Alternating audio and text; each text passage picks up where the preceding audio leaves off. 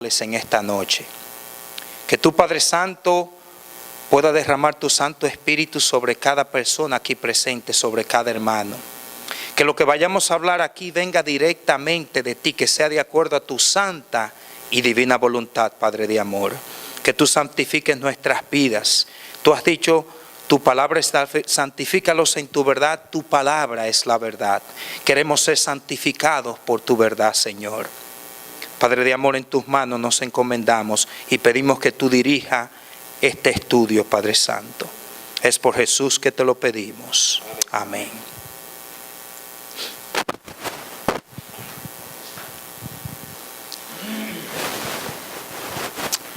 Muy bien, mis hermanos. Esta noche vamos a tener un estudio que es un poco, diría yo, impactante. Algunos lo llamarían un poco controversial, ¿verdad? Yo creo que ya es hora que los hermanos de Dania, como hemos estado acostumbrados, ya no estemos bebiendo leche, sino un pan espiritual sólido, ¿verdad? Ya podemos con confianza decir que podemos profundizando en la palabra de Dios. Y que el Señor a través de su Santo Espíritu nos va a dar entendimiento para discernir aquellas verdades que Él tiene para nosotros en esta noche. Amén. Y quiero comenzar diciendo que yo nací en este mensaje, en la Iglesia Adventista del Séptimo Día. Y amo a esta iglesia, mis hermanos. Y no solamente estoy dispuesto a dar mi vida por Jesús, sino por el mensaje de esta iglesia. Amén. De esa forma la amo. Quiero también decir que algunas de las cosas que vamos a hablar aquí van a ser un poco fuertes y van a herir el sentimiento de algunas personas que no pertenecen a esta iglesia. Aún en otras iglesias el Señor tiene hijos de Él.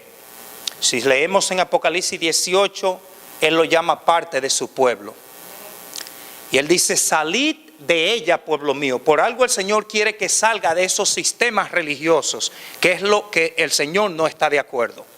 Hay hijos sinceros de Dios que en el momento indicado, cuando este mensaje se le presente, se van a unir al pueblo de Dios. Hijos sinceros que en el momento que se le presente la verdad, van a abrir sus ojos y van a venir a los pies de Jesús y van a recibir este mensaje y lo van a predicar así como tú y yo lo estamos predicando hoy en día. Amén.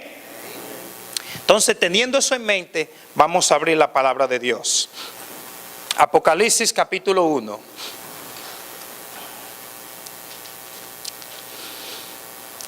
Apocalipsis capítulo 1, versículo 9.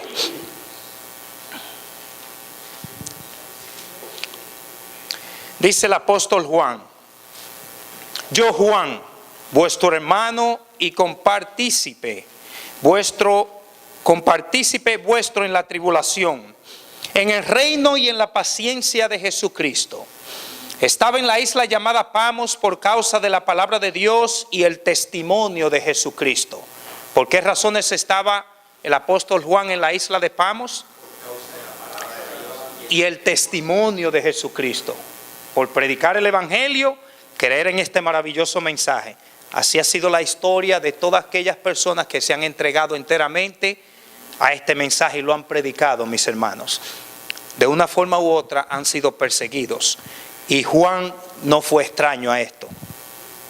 Sigue diciendo, yo estaba en el Espíritu en el día del Señor, un sábado, y oí detrás de mí una gran voz como de trompeta, que decía, yo soy el Alfa y la Omega, el primero y el último. Escribe en un libro lo que ves y envíalo a las 7 iglesias que están en Asia, a Efeso, Esmirna, Pérgamo, Tiatira, Sardis, Filadelfia y Laodicea. 7 iglesias en Asia. Había más iglesias, pero a través de estas 7 iglesias el Señor quería mandarle un mensaje a todas las iglesias a través de la historia de la cristiandad. Y cada una de estos mensajes, a cada una de estas iglesias tiene una aplicación a nosotros también. Amén. Sigue diciendo, versículo 12. Y me volví para ver la voz que hablaba conmigo, y vuelto vi 7 candeleros de oro, ¿Dónde está? ¿A quién está viendo el apóstol Juan? A Jesús. ¿Y dónde está Jesús? En el lugar santo. ¿De qué santuario? Del santuario celestial, ¿verdad que sí? ¿Por qué decimos eso? Por los candelebros que vemos ahí, ¿verdad? Amén. Sigue diciendo, y en medio de los 7 candeleros a uno semejante al Hijo del Hombre, vestido de una ropa que llegaba hasta los pies y ceñido por el pecho con un cinto de oro. Su cabeza y sus cabellos eran blancos como blanca lana, como nieve, sus ojos como llama de fuego, y sus pies semejante al bronce bruñido, refulgente como en un horno, y su voz como estruendo de muchas aguas. Tenía en su diestra, en su mano derecha, 7 estrellas. De su boca salía una espada aguda de 2 filos, y su rostro era como el sol cuando resplandece en su fuerza. Aquí está el Hijo de Dios, dispuesto a dar un mensaje a las 7 iglesias, al pueblo de Dios a través de la historia del cristianismo. Y lo va a hablar a través de la palabra de Dios, que es esa espada de 2 filos. Amén. Sigue diciendo, y cuando le vi, así como caí como muerto a sus pies. Y él puso su diestra sobre mí, diciéndome, no temas, yo soy el primero y el último, y el que vivo y estuve muerto, mas he aquí que vivo por los siglos de los siglos. Amén. Y tengo las llaves de la muerte y del Hades. Escribe las cosas que has visto, y las que son y las que han de ser después de estas. El misterio de las 7 estrellas que has visto en mi diestra, y de los 7 candeleros de oro. Las 7 estrellas son ¿qué? Los ángeles de las 7 ¿qué? Iglesias. Entonces podríamos decir que del Padre, este mensaje viene del Padre al Hijo, del Hijo a los ángeles, y los ángeles a Juan o a las iglesias. ¿Podríamos decir eso? Y de los 7 candeleros de oro, las 7 estrellas son los ángeles de las 7 iglesias, y los 7 candeleros que has visto son las 7 iglesias. Rápidamente: Efeso, Esmirna, Pérgamo, Tiatira, Sardis, Filadelfia y Laodicea. 7 iglesias que representan 7 períodos en la historia del cristianismo. Rapidito, y esto vamos a memorizarnos los hermanos, para eso estamos aquí, ¿verdad? Otra vez las 7 iglesias, hermanita: Efeso, Esmirna, Pérgamo, Tiatira, Sardis, Filadelfia y Laodicea. Yo mismo acabé de aprendérmelo ahora mismo. ¿Están viendo? Amén. Ahora, la primera iglesia, ¿cuál es? Éfeso, que viene siendo la iglesia apostólica pura que salió de Jesús, de los apóstoles, pura, que viene siendo también el cabello blanco del primer sello, ¿verdad? No había doctrinas falsas ahí. Es más, no hay ningún regaño para ellas, excepto de que dejó el primer amor, ¿verdad? Pero tengo contra ti que has dejado tu primer amor. Pero no vamos a entrar en detalle en el mensaje a cada iglesia. Solamente quiero que vean esto, para que lleguemos a un periodo del cual vamos a estudiar en esta noche. La primera iglesia es del año 31, cuando ascendió Jesús al cielo, ¿verdad? ¿Al año qué? Al año 100. ¿Ok? Esa es la iglesia de Éfeso. La segunda iglesia es del año 100 al año 313. La segunda iglesia. ¿La iglesia de qué? De Esmirna. ¿Qué sucedió en el año 313? Constantino se unió ¿a qué? Al cristianismo. En otras palabras, el paganismo se unió ¿en qué? Al cristianismo. Todos conocemos la historia. Satanás no le agradó el hecho de que cada que mataba a un cristiano, 100 se unía al cristianismo. Entonces, ¿qué hace él? Se unió. Y él no ha cambiado la táctica. Está actuando hoy en día. Claro que no. Siempre pienso en este versículo, Apocalipsis 12:17. El dragón se llenó de ira contra la mujer y se fue a hacer guerra con la descendencia de ella, los que guardan los mandamientos de Dios y tienen la fe de Jesús. Si Satanás no puede destruir el pueblo de Dios, ¿qué usted cree que va a hacer? Se va a introducir en la iglesia adventista del séptimo día también. ¿Cuántos lo creen así? El método nunca ha cambiado y va a seguir así hasta el tiempo del fin. ¿Están viendo? Ahora vamos a la tercera iglesia. Del año 313, que ya se introdujo el cristianismo, al año 538. ¿Qué sucedió en el año 538? El papado. Ahí se unió la iglesia con el gobierno. Exacto. En el año 538 la iglesia decide escoger un sistema político religioso en quien está controlando ahora la iglesia. El obispo de Roma, que también controla lo que es la iglesia y también el Estado. Y recuerden algo, que la espada tiene dos significados. La espada tiene la palabra de Dios a través del evangelio y también tiene el poder, ¿qué? El poder civil. ¿Están viendo? ¿Se acuerdan Apocalipsis 13? El que a espada mata, a espada muere. Ahí no quiere decir que el Papa utilizó la Biblia para matar a los cristianos, ¿verdad que no? Está diciendo que utilizaba ¿qué? El poder civil para perseguir a los cristianos. Bueno, en ese tiempo, en el año 538, con la cuarta iglesia, la iglesia se unió con el gobierno. Ya que no podía, en el momento que el paganismo se introduce en el cristianismo, el Espíritu Santo se aparta de la iglesia. Entonces, ya como no tienen el método espiritual para atraer a las almas, ¿qué hacen? Entonces lo hacen a la fuerza. Recuérdense que eso no cambia, eso es lo que va a suceder dentro de poco. La apostasía que hoy en día hay en el protestantismo apóstata es el hecho de que el Espíritu Santo se va a apartar, ya no van a poder atraer a las almas, van a utilizar ¿qué? A la fuerza, al gobierno de Estados Unidos, ¿para qué? Para obligar a la gente a que se adapte a sus dogmas y doctrinas que no son bíblicas. ¿Están viendo? ¿Están viendo cómo Satanás no cambia? Utiliza siempre el mismo método. Qué interesante que sigue obteniendo la victoria. Por eso él sigue utilizando esos métodos, porque sigue ganando. Vamos a seguir. Ahora, por ahora, ¿verdad? Sí, amén. Él fue vencido en la cruz del Calvario. Él no tiene la victoria sobre aquellos que se dejan esclavizar de él, ¿verdad que no? Aquellos que se agarran de Jesús obtienen la victoria. Amén. Quinta iglesia, del año 538 con el papado hasta el año 1517. ¿Qué sucedió en el año 1517? Martín Lutero, la reforma. ¿Están viendo? La reforma protestante. En ese año salieron las 95 tesis de Martín Lutero, que la puso en la puerta de la iglesia. Recuerden que Martín Lutero era un sacerdote, un monje, ¿verdad? Pero él se dio cuenta que muchas de las enseñanzas y las cosas que estaban sucediendo dentro de la iglesia no estaban de acuerdo con la palabra de Dios. Amén.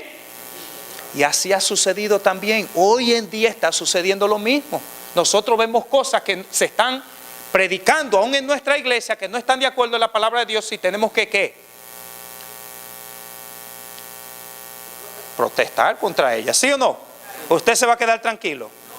¿Qué dice Ezequiel 9? Son los que gimen y claman por las abominaciones que están sucediendo dentro de la iglesia, que van a recibir ¿qué? El sello de Dios. Eso tampoco ha cambiado. ¿Ok? Vamos ahora a la sexta iglesia, que viene siendo del año 1517, perdón, la quinta iglesia, al 1798. ¿Qué sucedió en el año 1798? El Papa, la herida mortal es dada al papado, ¿verdad? Es llevado cautivo por el general Berthier, mandando por Napoleón, ¿verdad? Ahí termina. Entonces vamos a entrar a la iglesia que yo quiero hablar en esta noche. ¿Qué iglesia sigue a esa? Filadelfia, la iglesia de Filadelfia. Esa es la iglesia que yo quiero estudiar, porque algo que sucedió, es más, mis hermanos, la mayoría de los engaños que estamos viendo hoy en día surgieron alrededor de ese tiempo. Recuérdense que cuando Satanás vio que su obispo, su representante, se le quitó el poder, él utilizó otros medios para atacar la iglesia. En ese tiempo surgió la Revolución Francesa, y muchas ideas raras que hoy en día se están practicando aún en el cristianismo surgieron alrededor de esa fecha. El romanticismo, sentimentalismo, la emoción, o que si yo me siento bien, entonces está bien. Eso es lo que está de moda hoy en día. Todo eso surgió en ese tiempo. Mira, pero que se oye bonito.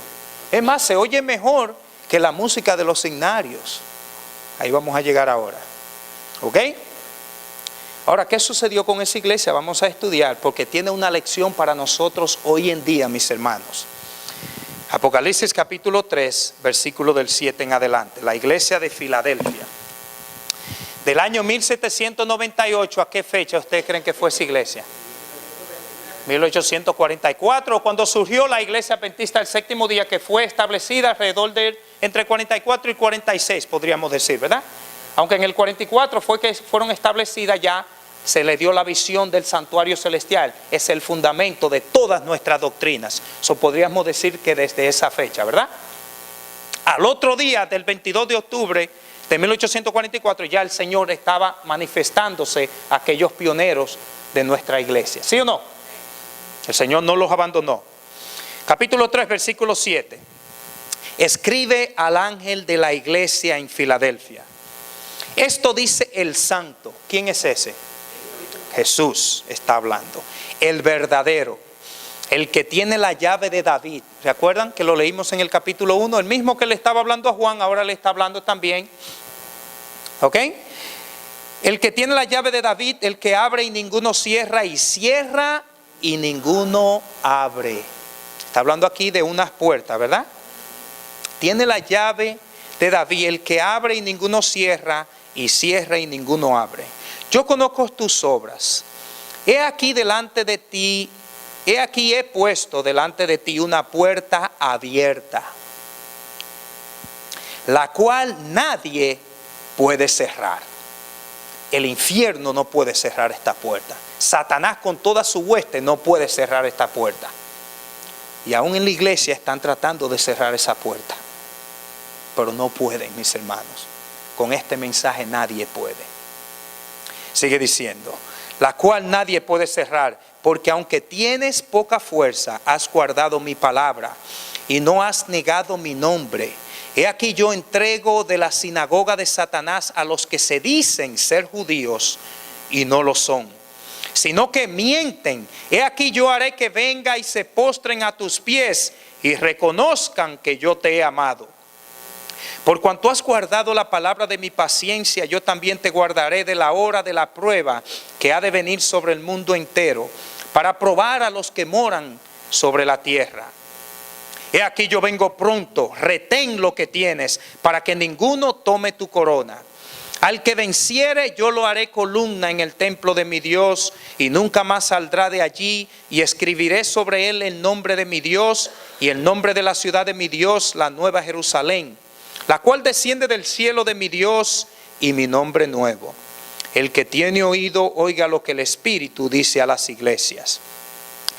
Mis hermanos, vamos a concentrarnos primeramente en lo que es el problema que está sucediendo aquí.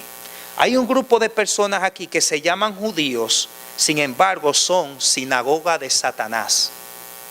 Ahora, no podemos tomar esto literal porque sabemos que esta es la iglesia del año 1798 a 1844. Ya en ese tiempo los judíos no tenían que ver nada con la iglesia cristiana. Tiene que estar refiriéndose a un grupo de cristianos, ¿ok? Que se hacen pasar por cristianos, pero no lo son. Dicho sea de paso, vamos a aclarar ese punto, porque ¿quiénes son los verdaderos judíos? ¿Sabían ustedes que algunos de los que están aquí somos más judíos que los mismos judíos que viven en Israel? ¿Ustedes quieren que se lo pruebe?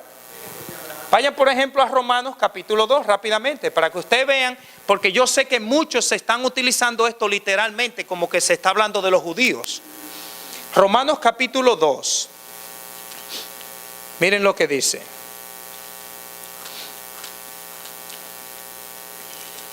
Romanos 2, versículos 28 y 29. Pues no es judío el que lo es que exteriormente, ni es la circuncisión la que se hace exteriormente en la carne, la que se hace en la parte privada de los judíos. Esos no son los verdaderos judíos, está diciendo aquí. ¿Sí o no?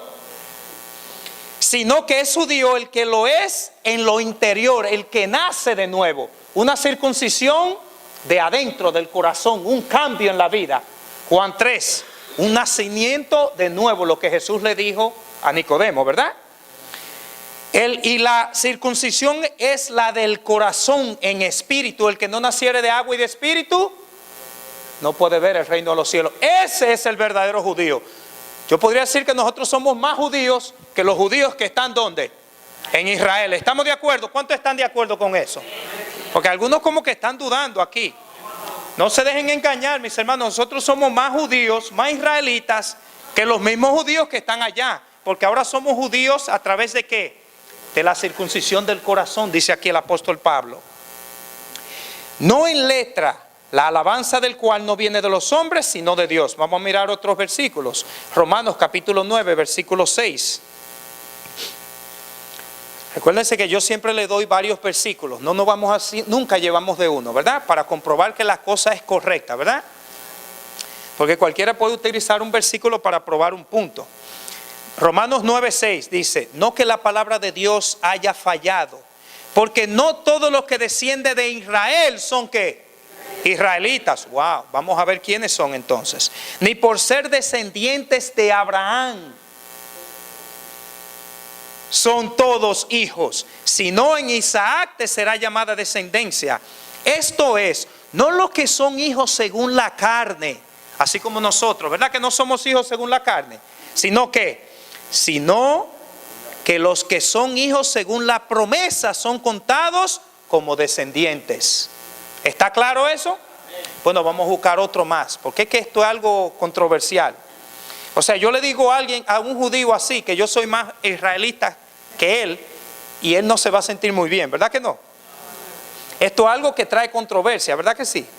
Es más, usted le dice a cualquier evangélico por ahí eso y va a decir, espérate, ¿qué tú estás diciendo? Por eso vamos a buscar otro, Gálatas capítulo 3.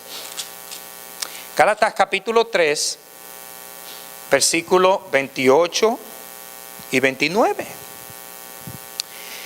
Dice ahí, ya no hay judío ni griego, no hay esclavos ni libre, no hay varón ni mujer, porque todos vosotros sois uno en ¿quién? En Cristo Jesús. Y si vosotros sois de Cristo, ciertamente linaje de Abraham sois. ¿Están viendo? Abraham, mi antepasado de verdad es Abraham. Sois y herederos, ¿según qué? La promesa. Eso es más fuerte que la carne, mis hermanos. Dice ahí, porque todos los que son guiados por el Espíritu de Dios, esos son hijos de Dios. ¿Ok? No por voluntad de carne ni de sangre, sino varón de qué? De Dios, dice Juan 1:12. Amén. Entonces aquí esa sinagoga de Satanás que se llaman ser judíos y no lo son, se está hablando de cristianos. Que se llaman cristianos, pero no lo son. Y si se llaman cristianos, están implorando y clamando el nombre de Jesús. Ahora, para entender esto, tenemos que ir a la historia. Vamos a mirar otro punto importante. Ahí habla de una puerta. Vamos otra vez a Apocalipsis. Y vamos a tener estas dos cosas en mente. Ahí también habla de una puerta que se abre. Apocalipsis 3, versículos 7 y 8, perdón. Ya aclaramos esa parte del versículo 9, ¿verdad que sí? Vamos ahora al versículo 7 y 8. Escribe el ángel de la iglesia en la Odisea, esto dice el amén, el que tiene la llave de David, el que abre y ninguno cierra, y cierra y ninguno abre. Yo conozco tus obras, he aquí he puesto delante de ti una puerta abierta, la cual nadie puede cerrar, porque aunque tienes poca fuerza, has guardado mi palabra y no has negado mi nombre. Recuérdense que esta iglesia es la iglesia del movimiento milerista. Esta es la iglesia que habla Apocalipsis 10, que agarraron el libro de Daniel, el libro sellado, ¿verdad?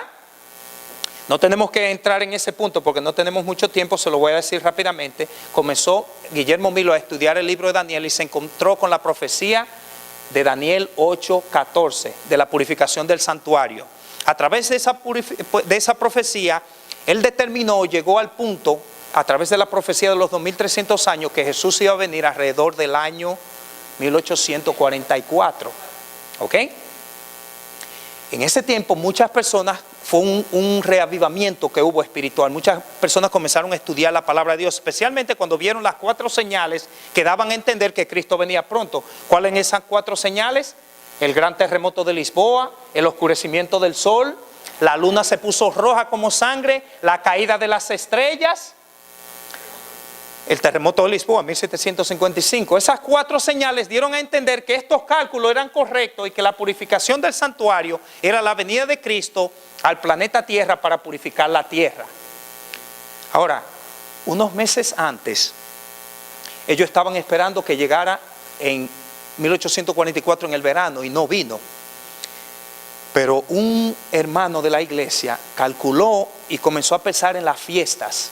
Así como el día de expiación y las otras fiestas tenían sus fechas, por ejemplo las Pascuas, los panes sin levadura, los frutos, todos tenían una fecha, ¿verdad que sí? Por ejemplo, la de las Pascuas era el 14 de Nisan, ¿verdad que sí? También el día de expiación tenía una fecha que era el 22 de octubre de 1844. Bueno, eso fue lo que se llama hoy en día como el clamor de medianoche. La gente comenzaron a predicar y hubo un reavivamiento tan grande que los trenes iban llenos a las iglesias. En todo el mundo fue predicado este mensaje que Cristo venía a la tierra el 22 de octubre de 1844. Lamentablemente todos conocemos la historia, hubo un gran chasco. Ahora, eso fue predicho en Apocalipsis 10. Todos lo han leído, ¿verdad? El ligrito que fue dulce en el paladar y amargo en el vientre fue profetizado. Después se le dijo al ángel: o es necesario que profetices de nuevo. Ahora, déjenme preguntarle algo. El hecho de que la iglesia, el pueblo de Dios, de la iglesia de la Filadelfia, recibió este chasco, ¿quiere decir que fue una iglesia falsa? Claro que no, porque la iglesia apostólica también tuvo un gran chasco. Recuérdense que todos estaban esperando que Jesús iba a ser ¿quién? El Mesías. Aún días antes, cuando Jesús entró a Jerusalén montado en un pollino, ¿qué estaban diciendo? Gloria a Dios. Estaban proclamando a Jesús como ¿qué? Como rey. Imagínense 2, 3 días más tarde ver a Jesús clavado en la cruz del Calvario. ¿Qué chasco no fue ese? La tristeza que hubo en sus corazones, hubo un gran chasco. La iglesia cristiana fue fundada en un chasco. Así como la iglesia adventista fue fundada a través de un chasco. En esa forma fue probada la fe de los cristianos al principio, que no estaban atrás de Jesús solamente para que los sane y por los panes y los peces, sino estaban con Jesús porque en verdad lo amaban. Así fue probada la fe de los discípulos de Jesús en ese tiempo. También la fe del pueblo de Dios fue probada alrededor de 1844 a través de este chasco. Ahí se determinó quiénes de verdad eran los verdaderos cristianos, los que estaban ahí solamente por la emoción. ¿Entienden? Ahora, para comprender esto, vamos a ir rápidamente al libro Primeros Escritos para ver algo. Esto de la puerta cerrada. En la página 42 de este libro, dice la sierva del Señor, Primeros Escritos. La puerta abierta y cerrada se llama. Miren esto. Dice la sierva del Señor. Ella tuvo una visión el 24 de marzo de 1849. Estaba con un grupo de hermanos. Dice que el Espíritu Santo fue derramado sobre nosotros y fui arrebatada en espíritu a la ciudad del Dios viviente. Luego se me mostró que los mandamientos de Dios y el testimonio de Jesucristo acerca de la puerta cerrada no pueden separarse. Y que el tiempo en que los mandamientos de Dios habían de resplandecer en toda su importancia, y cuando el pueblo de Dios había de ser probado acerca de la verdad del sábado, era cuando se abriese la puerta en el lugar santísimo del santuario celestial, donde está el arca que contiene los 10 mandamientos. Esta puerta no se abrió hasta que hubo terminado la mediación de Jesús en el lugar santo del santuario en 1844. Rápidamente. Sabemos que en el lugar santo vimos a Jesús en Apocalipsis 1, que fue donde Él ascendió al cielo cuando resucitó, ¿verdad que sí? A la diestra del Padre. Eso hay muchos versículos, Romanos 8:34. Tantos versículos hay que dan a entender que Jesús cuando ascendió al cielo llegó al lugar santo. Ahora, habían 3 puertas en el santuario. La que entraba al atrio, y el atrio simboliza ¿qué? El planeta Tierra donde murió Jesús. Está la puerta que entra al lugar santo, donde Jesús entró cuando ascendió al cielo, y está la tercera puerta que es de entrar del lugar santo al lugar santísimo. ¿Qué está en el lugar santísimo? El arca del pacto. ¿verdad? Donde están los 10 mandamientos, ¿verdad? La vara de Aarón y el maná.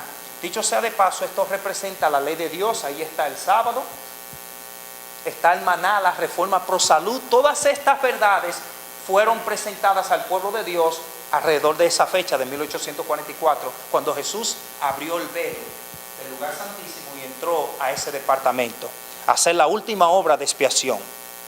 ¿Ok? Ahora, ¿qué sucedió en ese tiempo? ¿Y qué sucedió con aquellas personas que en ese tiempo no comprendieron estas verdades y no las aceptaron? Miren lo que dice aquí. Los enemigos de la verdad presente han estado tratando, vamos primero, antes de leer esta parte, vamos a la página 54. Porque la sierva del Señor tiene una visión de esta fecha. Lo que sucedió exactamente en 1844, cuando Cristo pasó del lugar santo al lugar santísimo. Y qué sucedió con la mayoría de las religiones cristianas. Ahora miren esto. Esta es la visión que ella tuvo. Página 54 de Primeros Escritos. Delante del trono vi al pueblo adventista, la iglesia y el mundo.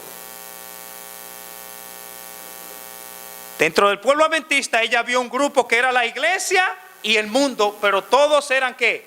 Adventistas. Así como el mensaje habla a Filadelfia, habían algunos que eran ¿qué? Sinagoga de Satanás. Se llamaban ser judíos, pero no lo eran. ¿Están viendo? ¿Ok? Es el mismo tiempo, la misma iglesia. Sigue diciendo ella. Vi 2 compañías, no 3, 2. La iglesia, aquellos que sinceramente estaban buscando de Dios, y los otros que estaban ahí por emoción. ¿Ok? Vi 2 compañías, la una postrada ante el trono profundamente interesada, mientras que la otra no manifestaba interés y permanecía de pie indiferente. No le importaba lo que estaba sucediendo. Hermano, la historia se está repitiendo. Vamos a poner atención a ver si captamos el mensaje que el Señor tiene para nosotros en esta noche. Porque la historia se está repitiendo hoy en día con el mensaje que el Señor tiene para este tiempo. Se está repitiendo la historia y está sucediendo lo mismo que sucedió en ese tiempo.